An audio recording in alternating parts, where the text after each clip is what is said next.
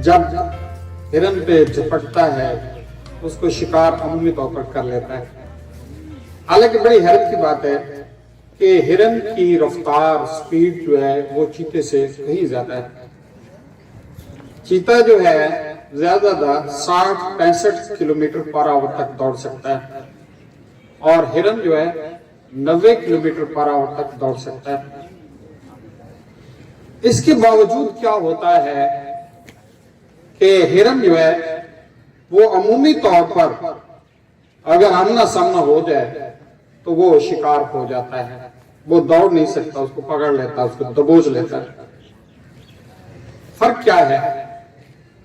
फर्क सिर्फ इतना है कि चीता जब हिरन को देखता है, दोनों आमने सामने आते हैं, तो चीता कहता है, चीता खुश हो जाता है कि मेरा शिकार आ गया, मेरा लंच आ गया है, मेरा डिनर आ गया है, खुश हो जाता है।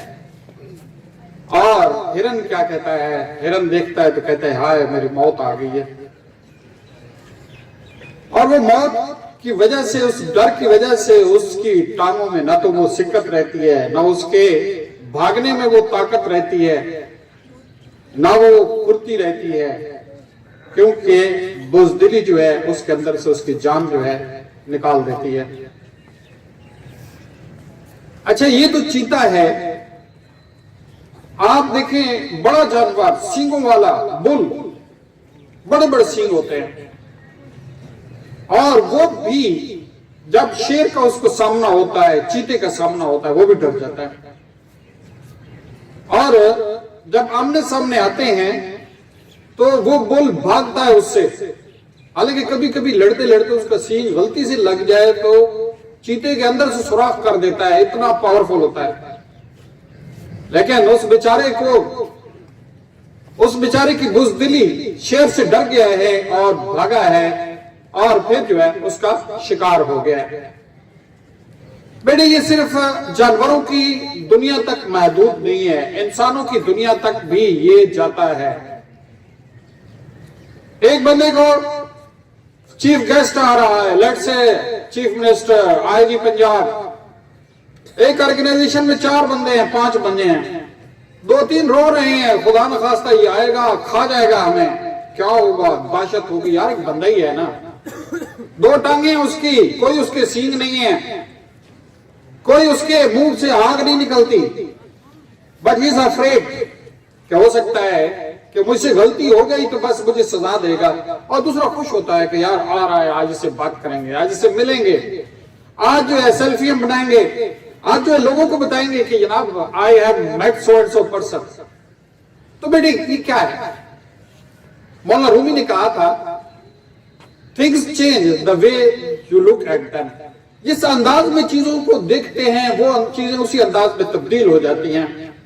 अगर इन मौसमों को आप देखते हैं कि ये खतरनाक है, ये हमें जो है सर्दियां बीमार कर देंगे, तो ये बीमार करके रहेंगे। और अगर कहते हैं कि सर्दियां क्या बात है यार, इन्हीं सर्दियां एंजॉय करने के लिए गर्मियों में हम जेब से पैसे लगा के उधर ठंडे मकामात पे जाते, आज ये सर्दियां चल के हमारे घर आ गई हैं, वी शुड एंजॉय इट।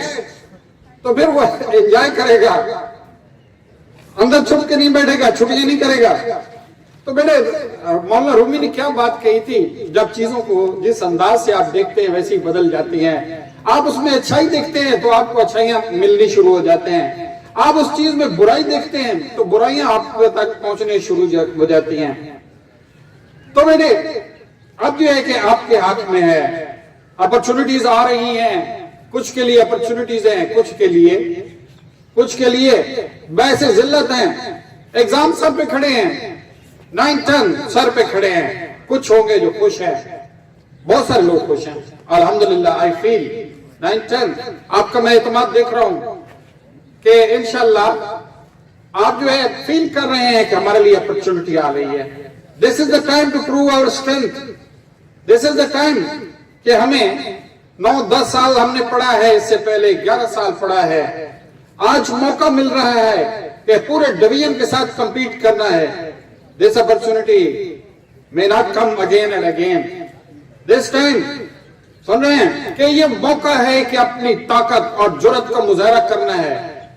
एक दफा अपने आप को टेस्ट से गुजारें, एक दफा अपने आप को, अपनी तवानाइयों को, अपनी एनर्जीज को, अपनी कमिटमेंट को बेड़े करके दिखाएं।